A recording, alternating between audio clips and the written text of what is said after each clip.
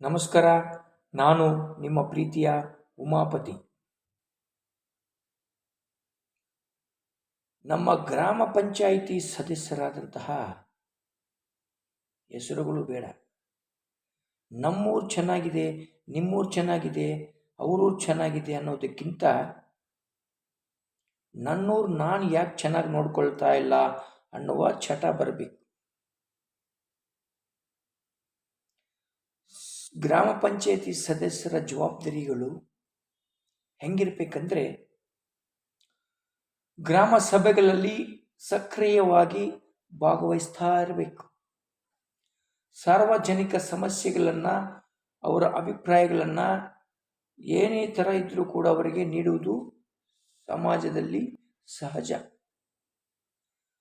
ಮತ್ತು ಸ್ವಚ್ಛತೆ ಮತ್ತು ಆರೋಗ್ಯ ಅದರ ಬಗ್ಗೆ ಹೇಳಬೇಕಾದ್ರೆ, ಗ್ರಾಮವನ್ನು ಸ್ವಚ್ಛವಾಗಿಡುವುದು, ಕಸ ವಿಲೇವಾರಿ ಸರಿಯಾಗಿ ಮಾಡಿಸುವುದು, ಶೌಚಾಲಯ ಬಳಕೆ ಹಾಗೂ ಸ್ವಚ್ಛತೆ ಪಾಲನೆ ಮಾಡತಕ್ಕಂಥ ಕರ್ತವ್ಯಗಳನ್ನು ನಿಭಾಯಿಸುವುದು, ಮತ್ತು ನೀರು ಮತ್ತು ಪರಿಸರ ರಕ್ಷಣೆ ಅಂದರೆ ನೀರನ್ನು ಮಿತವಾಗಿ ಬಳಸುವುದು, ಎಲ್ಲ ಸಹೋದ್ಯೋಗಿಗಳಿಗೆ, ಎಲ್ಲ ಫ್ಯಾಮಿಲಿಗಳಿಗೆ ಅವರಿಗೆ ಅವೇರ್ನೆಸ್ ಕೊಡುವುದು, ಕೆರೆ ಬಾವಿ ಹಳ್ಳಗಳನ್ನು ಕಾಪಾಡುವುದು, ಮರ ನೆಡುವುದು ಮತ್ತು ಪರಿಸರವನ್ನು ರಕ್ಷಣೆ ಮಾಡುವುದು,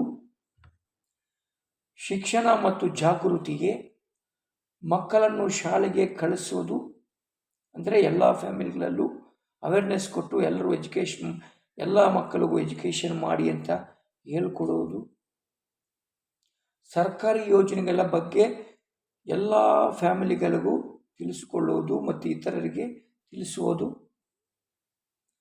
ಸಾಮಾಜಿಕ ಸಹೋದ್ಯೋಗತೆ ಅಂದರೆ ಸೋಷಿಯಲ್ ಹಾರ್ಮೋನಿ ಅಂದರೆ ಜಾತಿ ಧರ್ಮ ಭೇದವಿಲ್ಲದೆ ಒಗ್ಗಟ್ಟಾಗಿ ಜೀವನ ನಡೆಸುವುದು, ಜಗಳ ಅಶಾಂತಿ ತಪ್ಪಿಸುವುದು,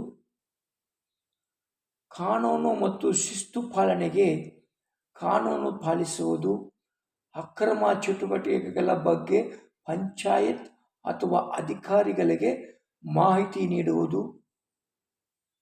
ಅಭಿವೃದ್ಧಿ ಕಾರ್ಯಗಳನ್ನು ರಸ್ತೆ, ನೀರು, ವಿದ್ಯುತ್ ಮುಂತಾದ ಅಭಿವೃದ್ಧಿ ಕಾರ್ಯಗಳಿಗೆ ಸಹಕಾರ ಮಾಡುವುದು, ಪಂಚಾಯತ್ ಕಾರ್ಯಗಳಿಗೆ ಬೆಂಬಲ ನೀಡುವುದು,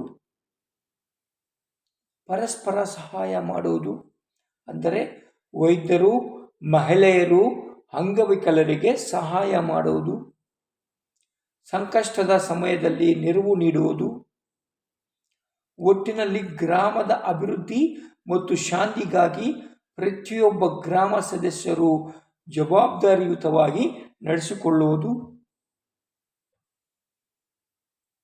ಇವೆಲ್ಲ ಗ್ರಾಮ ಸದಸ್ಯರ ಜವಾಬ್ದಾರಿಗಳಾಗಿರುತ್ತದೆ. ಇನ್ನು ಮುಂತಾದವುಗಳಿದೆ, ಅದು ಹೇಳಲಿಕ್ಕೆ ಈ ವಿಡಿಯೋದಲ್ಲಿ ಸಾಲುವುದಿಲ್ಲ. ಸೊ ಮುಂದಿನ ವಿಡಿಯೋದಲ್ಲಿ ತಿಳಿಸ್ತೀನಿ. ಇವೆಲ್ಲ ಪರಿಪಾಲಿಸಿದರೆ ನಮ್ಮ ಗ್ರಾಮವನ್ನು ಚೆನ್ನಾಗಿ ಕಾಪಾಡ್ಬೋದು ಅಂತ ಹೇಳಲಿಕ್ಕೆ ಇಷ್ಟಪಡ್ತೀನಿ. ಎಲ್ಲರಿಗೂ ಒಳ್ಳೆಯದಾಗಲಿ. ಶುಭ ದಿನ.